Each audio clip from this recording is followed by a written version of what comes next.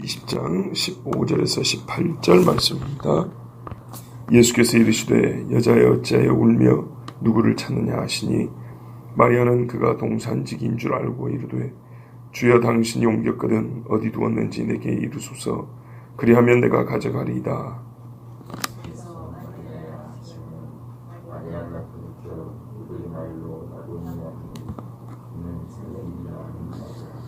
예수께서 이르시되 나를 붙들지 말라. 내가 아직 아버지께로 올라가지 아니하였노라. 너는 내 형제들에게 가서 이르되 내가 내 아버지 곧 너희 아버지 내 하나님 곧 너희 하나님께로 올라간다 하라 하시니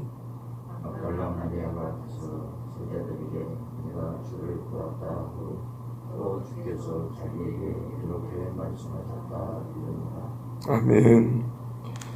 예수님께서 마리아에게 먼저 마리아야 이렇게 부르지 않으셨습니다.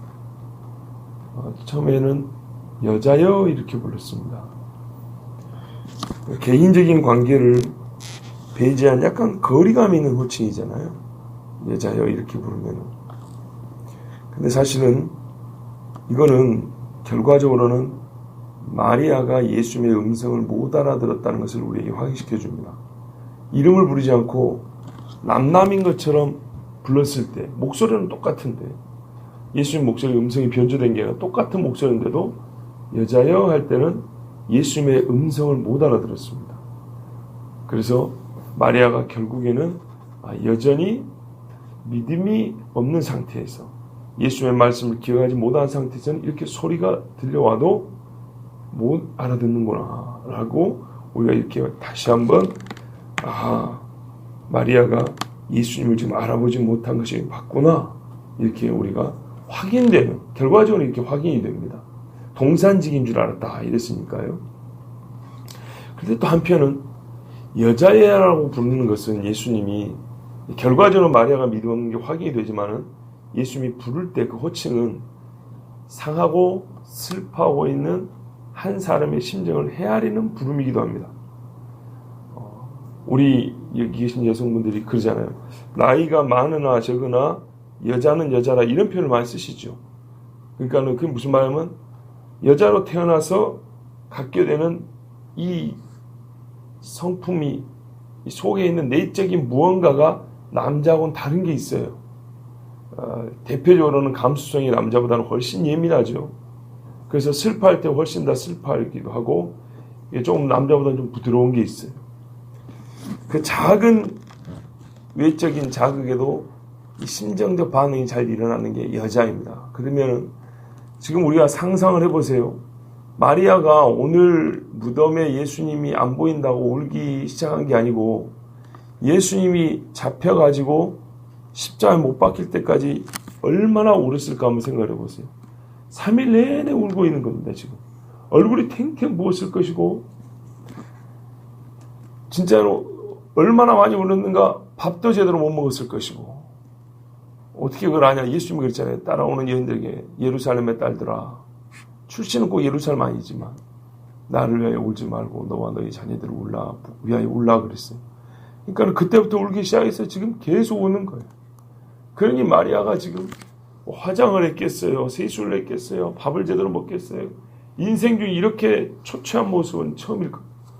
그런 상태로 슬퍼하고 있는 이 여인을 부를 때 그 마음을 헤아리고 그가 지금 어떤 심정을 갖고 있는지를 다 일일이 설명 안 해줘도 여자여 어찌하여 울고 있느냐 이 한마디에 다 있단 말이죠. 예수님이 마리아를 사랑하는 그 마음이 또 이 예수님의 첫 번째 물음에 드러나 있기도 합니다. 마리아는 동산직인 줄 알았습니다. 눈앞을 가리는 눈물 때문에 몰라보았기도 했고 아직 그 눈물 때문에 희미하게 보이는 사람의 형체는 믿음이 부족한 상태에서 예수님인 것을 확신하기에는 증거가 부족했던 겁니다. 눈물을 통해서 보는 사람의 형체는 희미해서 안 그래도 믿음이 부족한 상태에서는 그 희미한 형상이 예수님이라고 확신할 수가 없었습니다. 그렇게 뒤로 잠깐 돌아갔다가 다시 앞을 보고 울고 있었단 말이죠. 예수님 뒤에 서 있었으니까요. 자, 그런데 이제 예수님이 지금 몰랐는데 마리아가 동산직인 줄 알고 하는 말을 보면 아주 공손합니다. 주여. 이 주라는 말은 높여서 부르는 거죠. 이제 부탁을 해야 되니까. 야곱도 형님 보고 주여 그랬잖아요. 당신이 옮겼거든 어디 두었는지 내게 이루소서. 그리하면 내가 가져가리이다. 뭐 이 동산지기가 개인적인 욕심이 있어서 예수님이 시신 옮길 때보다는 품삯 받고 일하는 사람이니까 누가 당신을 시켜가지고 예수님 시신 옮겨갔으면 당신이 그 자리에 할 거 아닙니까? 나한테 좀 일러주시면 제가 가져가겠습니다 라고. 근데 진짜 공손한 표현이에요. 뭐 느낌상 여러분 아시겠지만. 근데 저는 여기서요, 이 여자가 얼마나 주님을 사랑하는지가 확실히 드러나요. 잘 생각해 보세요. 예수님이 아무리 이 비대한 몸이 아니라 할지라도 남자 몸입니다. 여기 지금 동산, 뭐 어쨌거나 산입니다. 거기다가 향품을 이렇게 막 썼어요. 한 100근 정도로 쌌어요. 거기다 세마포로 둘둘 말았어요. 여러분, 어림잡아 예수님의 몸무게가 아무리 못나도 100kg는 넘지 않겠습니까? 싹 모아놓으면 그죠? 이걸 어떻게 옮겨간다는 얘기입니까? 여러분, 옮겨갈 수 있겠어요? 여자 몸으로 불가능한 얘기예요. 남자도 힘이 좋아야 이거를 혼자서 들쳐매고 가지. 예수님이 시신 쥐를 짓다니 끌고 갈 거 아니잖아요. 여자 몸으로 끄는 것도 힘들어요. 이게 무슨 뭐 포장돼 있는 도로도 아니고 산길에. 그런데도 뭐라고 말합니까? 말만 해주면 당신 고생 안 시키고 내가 예수님 시신 옮겨갈 테니까 제발 어디 있는지 알면 말이라도 해달라고. 얼마나 큰 사랑인지 아시겠죠? 세상에. 물리적인 힘으로는 절대 불가능한데도 불구하고 자기가 예수님을 향해서 어떤 마음을 가지고 있는지를 이렇게 뭐 표현하려고 한 것이 아니고 알아달라고 한 게 아니고 자연스럽게 나온 거예요. 자연스럽게. 자, 이때 이 말을 듣고 예수님이 마리아야 그랬어요. 제가 이 장면을 보면서 뭔 성경의 한 장면이 떠올랐냐면 이 요셉을 팔았던 11형제가 막내 베냐민을 데리고 요셉 앞에 가죠. 그런데 이 잔을 숨겨놓고 이제 베냐민을 종으로 삼겠다고 하죠. 요셉이 이제 꾸민 일 아닙니까? 근데 그걸 알 턱이 없는 형제들이 다시 다 돌아와가지고 이제 아이고 큰일 났다 하는 중에 유다가 나서가지고 구차구차 그냥 뭐 얘기를 합니다. 우리 아버지가 이 아들이 없으면 죽습니다. 위에 형이 하나 있었는데 죽어 없어졌고 하면서 막 이야기를 하면서 유다가 변호를 합니다. 결국에는 뭔 말입니까? 차라리 제가 종이 되겠습니다. 이 말을 듣고 요셉이 어떻게 해요?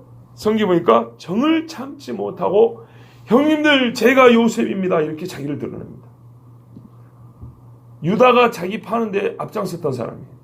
그런데 똑같은 라헬의 아들인데 역시나 아버지한테 총애를 받고 있는 아들이라 시기를 해도 이상하지 않을 판에. 왜? 유다는 어떤 사람인지 아니까요. 요셉이 알죠. 유다 형이 어떤 사람인지. 근데 그 유다가 변해가지고 베냐민을 해서 자기 목을 내놨어요. 유다도 자기 식솔들이 있어요. 여기서 꼼짝이 잡히면 생이별해야 됩니다. 그런데 유다 형이 베냐민을 위해서 자기 목을 내놓고 진짜 대속자의 그런 일을 하고 있는 걸 볼 때, 중보자의 일을 하는 걸 볼 때 요셉이 더 이상 숨길 수 없었어요. 나 요셉입니다 하고 부둥켜 안고 혼자 아주 뭐 감동적인 제외를 합니다. 그 장면이 떠올랐어요. 마리아가 그렇지 않아도 주님을 향한 사랑이 큰 걸 예수님이 이미 알고 있었지만 여기서 동산직인 줄 알고 할 수도 없는데도 불구하고 내가 옮겨갈 테니까 가르쳐만 달라고 막 엉엉 울면서 얘기를 하니까 예수님 어떻게 해요? 더 이상 이 마리아에게 뭐 확인할 것도 없고 숨길 것도 없고 마리아야 그럽니다. 그 장면이 떠올랐어요. 이 지극한 사랑에 다른 말을 할래야 할 수 없어요. 그냥 마리아야 라고 부를 수밖에 없었어요. 형님들 나 요셉입니다 그런 것처럼. 근데 마리아가요 대번에 주님을 알아봅니다. 그리고 히브리 말로 라보니야 선생님 이렇게 말하죠. 이미 다 아시는 대로 선생님을 부르는 말 중에 극존칭입니다. 라브, 랍비, 라보니. 라보니가 최고로 높여 부른 말입니다.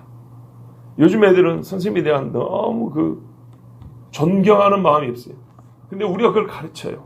저는 교회에서 쌤이라고 부르는 것을 반대합니다. 선생님 이렇게 불러야죠. 쌤이 뭐예요, 쌤이? 예? 무슨 서양 사람 이름 부르는 것도 아니고. 스스로 선생님들이 나 존경해라 이렇게 말할 것도 아니지만 자기 일을 격화시키는 그런 표현을 쓰는 건 정말 애들한테 교육상 좋지 않습니다. 세상에서 편하게 부른다고 쌤 해도 교회에서는 선생님 이렇게 정확히 부르게 해야 됩니다. 제가 존경하는 교회 선생님 계신데 그분은 우리에게 성경 공부를 가르쳐준 그런 선생님이 아니고 성가대 지휘 선생님이었어요. 고등부 때. 성가대 지휘 선생님인데 이 선생님이 예전에 말씀드렸죠. 키도 조그만하고 이 다리도 절어요. 뭐 소아마비인지 뭔지 아마 분명히 그런 거 알았을 거예요. 제가 여쭤보지 않았는데 다리도 저는데 본업이 인쇄업이에요. 음악을 전문으로 공부했냐 그게 아니고 여러분 아신 대로 노회에서 하는 평신도 대생활하는 성경학교 내지는 무슨 대학이 있지요. 우리 노인대학 하듯이 이렇게 하는데 거기 보면 이제 교회 음악을 가르치는 약간 이제 좀 비전문적인 그런 과정이 있어요. 거기 좀 다녔을 뿐이에요.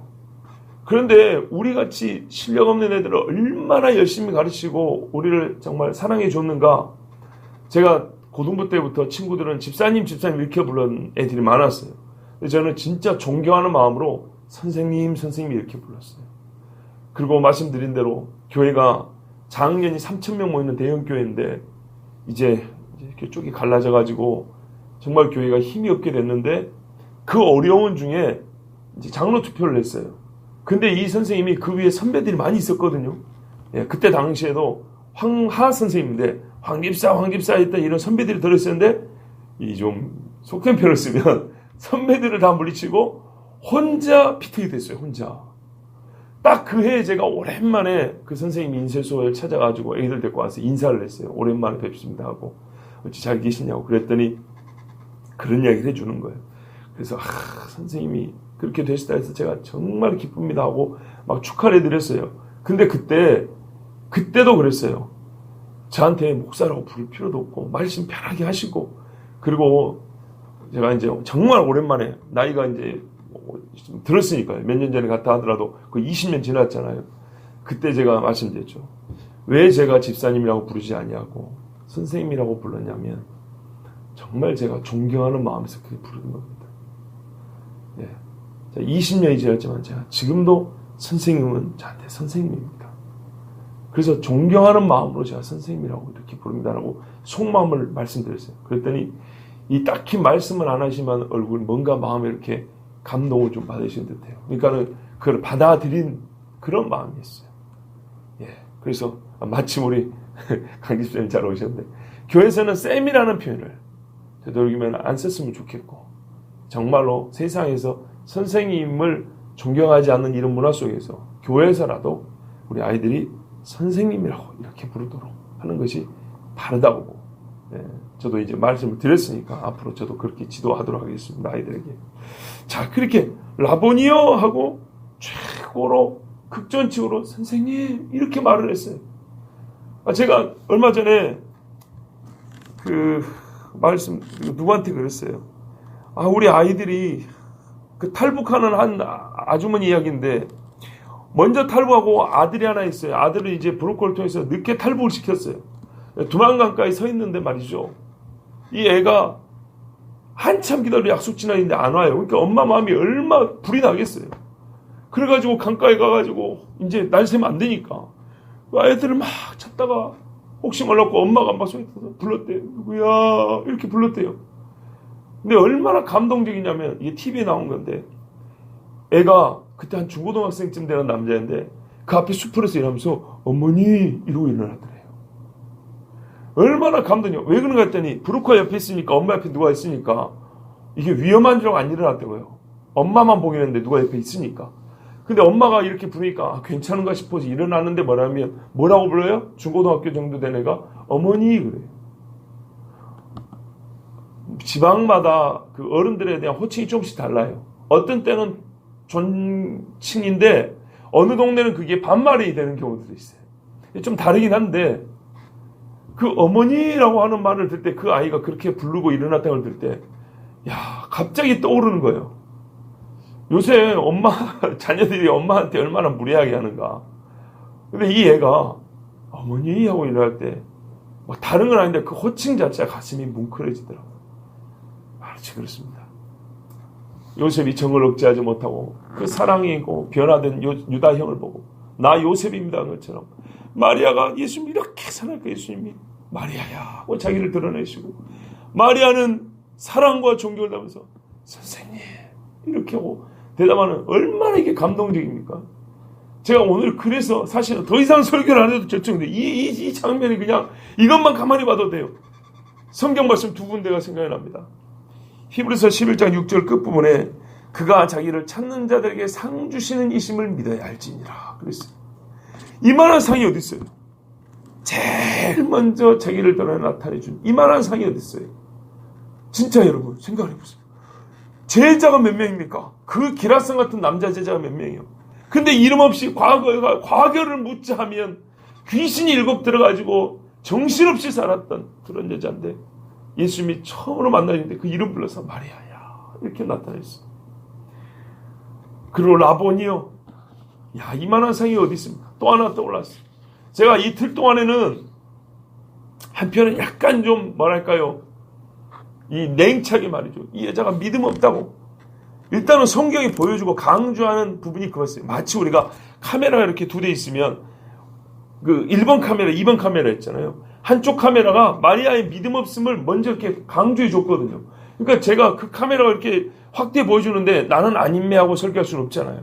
그래서 그걸 저 역시도 강조해서 보여줬어요. 근데 오늘은 다른 카메라가 또 집중하여 보여주는 게 뭐냐면 이 여인의 사랑과 거기에 대해 주님이 상 주시는 장면이에요.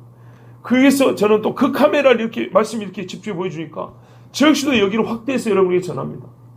믿음, 소망, 사랑 중에 제일은 사랑이라. 이 셋은 항상 있을 것인데 제일은 사랑이라는 우리 하나님의 말씀이 정확히 맞아. 예, 시작은 믿음인데요. 제일은 사랑이에요. 정말입니다. 제자들 중에요. 믿음 없이 예수님 따르는 사람은 한 명도 없습니다. 집 버리고 부인이 있는 사람은 부인도 참 버린다는 표현은 있지만 이해하시죠? 무슨 말이에요? 부인 버리고 아버지 버리고 다 버리고 쫓았어요. 베드로도 그렇게 말했어요. 그랬는데요. 아이고 그만 버려도 되는데 예수님 버리고 도망갔어요.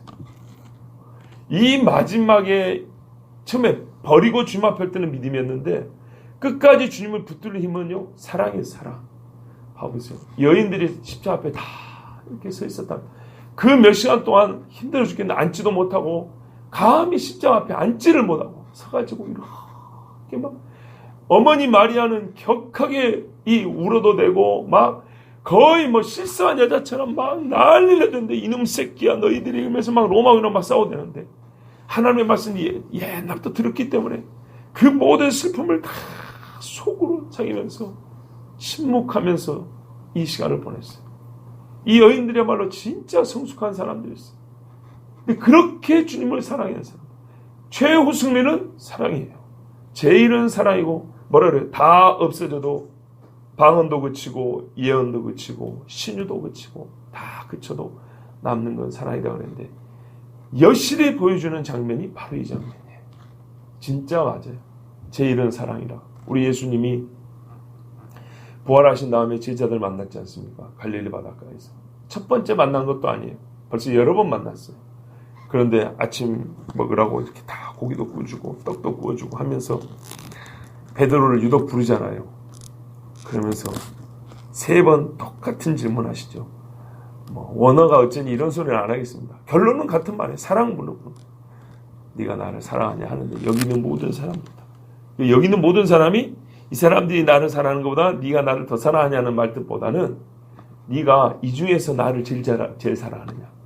여기 있는 모든 사람들 중에서 네가 사랑하는 사람들 중에서 내가 제일이냐. 왜 그렇게 해석해야 되냐면 예수님 전에도 그랬거든요. 너희가 아비나 어미나 부모나 누구나 나보다 더 사랑하는 자는 내게 합당치 아니하고 이렇게 말했죠. 그러니까는 네가 제일 사랑하는 사람이 나냐? 이렇게 물어보. 베드로에게 네가 제일 사랑하는 사람이 나냐? 베드로가 대답하기가 너무 민망해요. 나중에는 주님 아시면서 왜 자꾸 물어보십니까? 그랬죠. 그럴 때마다 대답할 때마다 예수님이 사명을 줬습니다. 근데 요 사명, 내 양을 치라, 내 양을 먹이라, 내 어린 양을 치라, 요 세 마디 딱 모아놓으면 사도가 뭐 해야 될지 거기 다 나와요. 그죠? 주님을 가장 사랑하는 사람에 맡깁니다. 왜냐하면 제가 그대로 잘 못해서 좀 부끄럽긴 한데 해석상 왜 그럴 수밖에 없냐면 주님이 자기 양을 맡기잖아요. 자기 양을. 여기서도 중요한데요. 마리아가요. 마리아야 하는 말을 듣고 라보니하고 대번에 알아봤습니다. 한마디로 부활을 체험합니다. 그죠? 더 이상 설명 없이 마리아 부르는 소리. 여러분 요한복음 10장 3절 4절에 문지기는 그를 위하여 문을 열고 양은 그의 음성을 듣나니 그가 자기 양의 이름을 각각 불러 인도하여 내느니라. 자기 양을 다 내놓은 후에 앞서가면 양들이 그의 음성을 아는 고로 따라온다 이랬어요. 양들은 목자의 음성을 안다고 했어요. 그러니까 마리아야 하는 말에 바로 마리아가 돌이켜서 뭐 다른 거 없어요. 그냥 바로 목자의 음성하고 라보니 이랬다고요. 요 관계가 형성이 돼야 되기 때문에 예수님이 베드로에게 물어본 건 다른 게 아니라 네가 나를 사랑하냐. 근데 중요한 거 이거죠. 요게 돼야 요렇게 된다는 얘기죠. 그래서 베드로에게 그렇게 물어보신 겁니다. 자, 이 아름다운 광경. 마리아가요. 똑같은 음성이잖아요. 음색이 똑같잖아요. 아까 여자여 어찌하여 웃냐고. 마리아하고 음색은 똑같은데 말의 내용이 다르니까 선생님인 줄 알아봐 버리죠. 사실은 그러면 누구세요? 이래야 되는데. 이름을 부르자 바로 알아봤다는 게 바로 주님 말씀 그대로입니다. 양은 목자의 음성을 듣는다. 바로 그거거든요. 자, 이때 마리아가 여기 우리가 이제 행동을 어떻게 했을까요? 너무 좋으니까 감히 부둥켜 앉지는 못하고 발을 붙들라고 이렇게 했겠죠. 왜? 지금 쪼그려 앉아있는 상태. 물론 뭐 서서 있었으면 부둥켜 앉으려고도 했을 겁니다. 그때 예수님이 또 여기서는 사랑하기 때문에 제지를 했어요. 왜요? 항상 오름해야 되죠. 예수님이 왜 제지를 했냐? 내가 나를 붙들지 말라. 내가 아직 아버지께로 올라가지 아니하였노라. 분명히 붙들라고 하니까 예수님이 말씀하셨어요. 근데 여기서 진짜로 중요한 어떤 의미에서 부활한 후에 예수님이 첫 번째로 가르쳐준 교리적 가르침입니다. 영적인 교훈입니다. 교훈. 첫 번째 교훈. 내가 아직 아버지께로 올라가지 아니하였다. 그럼 무슨 말이죠? 이후에 보면 다른 여자들은 예수님 발을 붙들고 입을 맞췄다느니 제자들이 보고 예수님이 친히 그때는 만져보라고 막 이러죠. 그때는 아버지께로 올라갔다 왔다는 얘기입니다. 그리고 말하면 아버지께로 올라갔다 와야 사람이 만질 수 있다는 얘기입니다. 그렇게 되는 거죠. 자, 그러니까 이게 진짜로 중요한 영적 진리가 여기 담겨 있습니다. 먼저 아버지께로 올라가는 게 왜 중요하냐? 구약의 제물들을 보면 하나님께 바쳐진 제물 중에 사람이 먹을 수 있는 제물들이 있습니다. 근데 예수님은 각종 제물을 전체를 다 모아서 자기 몸 하나로 다 이루셨잖아요. 그죠? 번제요, 화목제요, 소제요, 속건제요, 속죄제요, 자기 몸 하나로 다 이루셨잖아요. 그렇죠? 근데 속죄제 제물의 고기는 못 먹어요. 못 먹게 돼 있어요. 하나님의 성막 안으로 가져가서 피를 바친 그 고기, 그 제물의 고기는 다 태우게 돼 있어요. 그런데 다른 제물의 고기는 먹을 수 있어요. 그러니까 말하자면 예수님 몸은 어떤 제물의 성격으로는 하나님께 완전히 드려진 것이고 어떤 성격으로는 완전히 드려진 자기 몸을 이 하나님께 제사 지낸 사람들과 함께 누릴 수 있는 몸인 거예요. 근데 먼저는 뭐 해야 돼요? 하나님께서 받으셔야 돼요. 하나님께서 연락하셨다는 사인이 먼저 있어야 돼요. 그럼 어떻게 되죠? 이 몸이나 이 피가 성소 안으로 들어가야 되죠. 근데 지금 예수님이 죽으신 것은 히브리서 말한 대로 하늘 성소로 들어가지 않습니까? 이 땅에 있는 성소는 오히려 모형이라고 그랬고 하늘 성소로 갑니다. 그러니까는 예수님 자신이 대제사장이고 자기 몸이 제물로서 자기 스스로를 가지고 어디로 가야 되죠? 아버지 앞에 먼저 가서 아버지가 연락하셔야 되는 것입니다. 그 사인은 우리가 뭐 눈으로 볼 수는 없지만 아들인 자기가 제물로서 하나님께 완전히 바친 제물로서 아버지 앞에 자기를 드리고 이제 뭐 쉽게 표현하면 아버지가 오케이 사인을 딱 받으면 내가 받았다 이렇게 되면 그때부터 사람이 제물되었던 예수님의 몸을 함께 이 부활의 기쁨을 누리며 이 육체적인 교제가 가능한 겁니다. 이게 이제 우리가 구약의 제물에서 얻는 이 신학적인 이 교리, 곧 이 영적인 진리입니다. 자, 이렇게 해서 예수님은 내가 먼저 아버지께로 올라가야 된다라고 말씀한 겁니다. 그러면은 언제 갔다 오실까요? 금세. 눈 깜짝할 새. 왜냐하면 두 번째로 예수님을 만난 사람이 누구냐면 다른 여인들입니다. 근데 다른 여인들은 지금 뭡니까? 마리아보다 앞서서 무덤을 지금 지나갔습니다. 천사들의 말 듣고 지나갔죠. 근데 성경에 보면 이 여인들도 제자들에게 가서 말을 했다고 되어 있습니다. 예수님 부활했다고. 그럼 어느새 예수님이 이 여자를 만났을까요? 근데 자세히 보면 처음에는 여자들이 두려워가지고 말을 못하고 있었다고 되어 있어요. 제가 지난 부활주일에 아마 말씀드린 것 같습니다. 이 여자들이 천사의 말을 듣고는 가는데 심장이 떨려가지고 잠시 동안 제자들에게 말을 못하고 머뭇거리는 기간이 있습니다. 그동안에 지금 이 마리아하고 베드로와 요한이 지금 여기 무덤을 다시 왔다 간 거고요. 그 찰나에 예수님이 이 여인들을 만납니다. 그때는 여자들이 예수님의 발을 붙듭니다. 그러면 이게 불과 아주 짧게는 몇 분밖에 간격이 없는 거예요. 시간 간격이. 그러면 그동안에 예수님이 갔다 오실 수 있었을까요? 당연하죠. 부활한 몸입니다. 우리가 여기서 부활체가 무엇인지를 배울 수 있습니다. 시간과 공간을 초월합니다. 그러니까는 본래 하나님이시기 때문에 우리 사람의 시간 개념으로 절대로 생각하면 안 됩니다. 예수님이 극단적으로 말하면 몸이 여기 있으면서도 나 아버지한테 갔다 왔다 이래도 우리는 아멘입니다. 그런데 그 약간의 찰나에 주님은 성경이 말하는 삼천층이라는 아버지가 계신 곳에 자기 몸을 보여드리고 즉 연락되게 하시고 다시 이 땅에 와서 40일 동안 그때는 사람들에게 육체로서 교제를 하시고 만나 주셨습니다. 근데 그 찰나의 순간이 언제냐면 마리아와 다른 여인들을 만난 이 짧은 순간입니다. 성경에 보면 여기서 그러니까는 이렇게 살펴보면 분명히 주님이 올라갔다 내려온 것인데 이 이야기는 부활한 몸이 무엇인가를 가르쳐준 겁니다. 그리고 40이 지난 다음에는 완전히 승천입니다. 그거 뭐냐면요, 영광을 받으러 가는 겁니다. 십자가로부터 영광이 시작했지만 이제 영원한 영광을 취하러 가시는 것이고 보좌에 앉아가신 것이고 지금 아버지께로 온다는 것은 제물로서 속죄 제물에 번제물 된 자기를 아버지께 연락되게 하시려고 우리가 어제 로마서 읽은 대로 하나님이 받으심직한 기쁜 제물로 자기를 드리러 가는 시간입니다. 그래서 사랑하는 여자이기 때문에 잠시 나타나 보여주지만은 네가 나를 먼저 붙들면 안 된다. 말하자면 네가 나를 먼저 취하면 안 된다는 그런 말씀입니다. 여기서 또 한 가지 중요한 사실이 있습니다. 우리 주님 뭐라 하냐면 내가 아버지께로 올라간다 그랬습니다. 요한복음 3장에 니고데모하고 말씀을 전하실 때 곧 사역 초창기에 이런 귀중한 말씀을 주셨습니다. 하늘에서 내려온 이 곧 하늘에 있는 인자 외에는 하늘에 있는 인자라고 했습니다. 인자가 원래 있어야 될 곳이죠. 아무도 하늘에 올라간 자가 없으니라 이렇게 말씀했습니다. 이 일이 인자의 증거라고 했습니다. 하늘에 올라간다는 것이 인자의 증거라고 했습니다. 그러므로 인자는 아시다시피 종말론적인 메시아를 말하는 것이고 메시아 자신을 드러내면서 숨기는 이름이라고 했습니다. 겉보이는 사람의 아들 그런 뜻에 불과하니까요. 그러나 최종적으로 왕권을 가져오는 이를 인자라 그럽니다. 인자의 증거는 하늘에 올라가는 것이라 그랬습니다. 그래서 지금 예수님이 내가 아버지께로 올라가야 되는데 아직은 올라가지 않았다 그랬습니다. 그런 다음에 어떻게 했죠? 진짜 올라갔다 오셨습니다.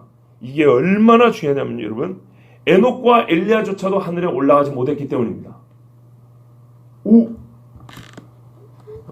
지금 아마 당황하신 분하고 그 말뜻을 알아들으신 분하고 이렇게 나뉠 거라고 생각합니다. 속만 보면. 에녹과 엘리야는 분명히 하늘에 올라갔죠. 그죠? 근데요. 성경이 이렇게 말합니다. 들려 올라갔고 끌려 올라갔다 이렇게 말합니다. 어떤 차이인지 아시겠죠? 스스로 자기 힘으로 올라간 이는 아무도 없습니다. 하나님께서 데려가심으로 땅에 있지 아니하더라 이렇게 표현을 했습니다. 근데 예수님은요. 내가 올라간다 이렇게 말했습니다. 완전히 다른 이야기입니다. 왜 이게 얼마나 중요하냐. 세상에서 하나님과 동행했다고 말하는 즉 훗날에 휴거될 사람이 어떤 믿음의 상태를 보여야 하는가를 예표적으로 보여주는 인물이 에녹입니다. 심판하기 직전까지 하나님과 동행해야 되고 모든 사람이 우상을 숭배하고 세상, 그러니까 이스라엘을 세상에 추격해 놓을 때 온 세상이 다 바알을 섬기고 적그리스도 섬겨도 어떻게 해요? 마치 나 혼자 남아있는 것 같아요. 왜? 다 숨어있으니까 7첨에 있어도 어딘지 몰라요. 나 혼자 싸워야 되는 그런 상황이다. 우리 동네에 나 혼자밖에 없을지라도 엘리야처럼 하나님 앞에 서 있는 사람이 들려 올라가는 겁니다. 정말 예표적인 사건이지만 어쨌든 그렇다 할지라도 그 사람들이 아무리 훌륭한 믿음을 가져서 스스로 못 올라갑니다. 성경은 들려 올라가고 하나님이 끌어올라갔다 됐습니다. 그런데 이게 왜 중요하냐? 성경에 보면 스스로 하늘에 올라가겠다고 한 인물이 있었습니다. 하나님이 그놈은 완전히 패대기를 쳐버렸습니다. 그 놈이 누굴까요? 사탄이죠. 사탄. 이사야 14장에 두로왕을 말하지만 실상은 두로왕으로는 이 모든 게 설명이 안 되고 그 이상이라 그랬습니다. 그 사탄인데요. 잘 들어보십시오. 어떤 말이 반복이 되는가? 먼저 정죄가 나옵니다. 내 영화가 수월, 그 지옥에 떨어졌으며, 떨어졌다 이렇게 되죠. 내 비파 소리까지로다. 네를 높이는 음악도 다 떨어졌다. 구더기가 네 아래에 깔리며 지렁이가 너를 덮었도다. 너 아침의 아들 계명성이여 어찌 그리 하늘에서 떨어졌으며 너 열국을 엎은 자여, 열국을 엎을 정도로 굉장한 능력을 갖고 있어요. 어찌 그리 땅에 찍혔는고, 땅에 처박혔다는 말입니다. 왜 그랬습니까? 네가 네 마음에 이르기를. 말로 한 것도 아니에요. 속마음을 보고도 하나님이 그렇게 해버렸어요. 어떤 마음은 절대 품으면 안 된다고요? 이런 생각은 절대로 품으면 안 돼요. 마귀처럼 하나님 패대기를 쳐버립니다. 어떤 생각이냐? 내가 하늘에 올라. 이 생각입니다. 내가 하늘에 올라 하나님의 묵별 위에 내 자리를 높이리라. 내가 북극 지폐의 산 위에 앉으리라. 보세요. 올라 높이리라 앉으리라. 가장 높은 구름에 올라가. 왜 이런 말을 했냐? 이런 생각을 했냐? 그러니까 최종 목적이 지극히 높은 이와 같아지리라 하는도다. 그러나 이제 네가 수월 곧 구덩이 맨 밑에 떨어짐을 당하리로다. 이게 하나님의 저주예요. 요한계시록 말이요. 불과 유황못에 던져지니 던져버립니다. 영원 무궁토록 밤낮 세세토록 고통 고난을 받으리라 그랬습니다. 여러분 사탄은요 속으로 생각할 때 하나님이 이미 그를 정죄하고 던져버렸습니다. 그래서 그와 그 무리들이 함께 떨어졌다고 성경이 말합니다. 절대로 사람을 올라가는 거 아닙니다. 끌어올려짐을 받는 것이죠.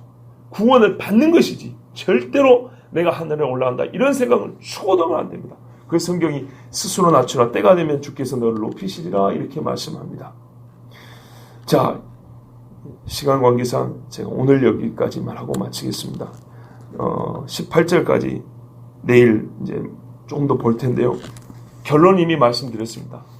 18절까지의 말씀의 핵심은 뭐냐면 예수님이 마리아에게 자기를 나타내시고 부활한 후에 이 육체가 즉 부활체가 신자와의 관계에서 어떤 관계를 누릴 수 있는지 그리고 하나님과의 관계에서는 예수님의 이 죽으심이 어떤 의미를 가지고 있는 것인지에 대하여 가장 사랑하는 이에게 최초로 나타나시는 상을 주시고 그에게 가르쳐 주시는 이 말하자면 이 영적인 내막을 보여주셔 가르쳐 주시죠.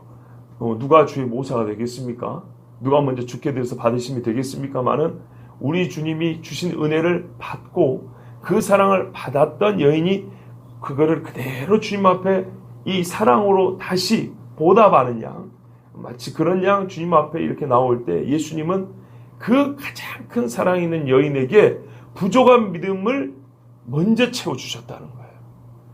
그래서 제가 한 이틀 동안에는 이 마리아가 참 사랑이 크지만 믿음의 부족분이 아쉽다. 우리는 왜냐면 이것도 드려야 되니까요. 그러나 최종적으로 해야 될 말, 오늘은 어떤 의미에서 마리아 3부작이라 하면 최종적으로 해야 될 말은 뭐냐면 믿음, 소망, 사랑은 항상 있을 것인데 제일은 사랑이라는 것. 우리 하나님이 친히 주신 그 말씀대로 마리아에게 우리 주님은 가장 큰 선물을 주셨으므로 그리고 제자 베드로를 세울 때도 그렇으므로 어떤 분은 또 이런 말씀하셨어요. 정말 환난과 핍박이 있을 때 누가 승리하냐면 이 세상보다 주님을 사랑하는 사람 진짜 주님만 사랑하는 사람이 이긴다. 이렇게 말을 했어요. 동의합니다. 정말 동의합니다. 주님을 사랑하십시오. 그러면 우리 주님이 그 사랑을 아실 뿐만 아니라 믿음과 소망의 작은 부분도 채워주십니다. 정말입니다. 우리가 어찌 다 알아서 주님을 섬기겠습니까? 그러나요, 다 알지 못해도 받아지는 게 있어요. 부어서 이거를 피할 데가 없어요. 막 부어지니까 피할 수 없는 게 뭐냐면 하나님의 사랑입니다. 그 사랑을 받으시면 혹 부족한 믿음과 소망 주님께서 채워주시고 이렇게 세워주십니다. 아직 18장을 다 보지 못했지만 이 말씀 오늘 내일 기억하시면서 또 일생의 주님을 더 많이 사랑하는 저도 그리고 여러분 되기를 바랍니다. 기도하겠습니다. 하나님 아버지 감사합니다. 주님 사랑하는 자녀들이 여기 있습니다.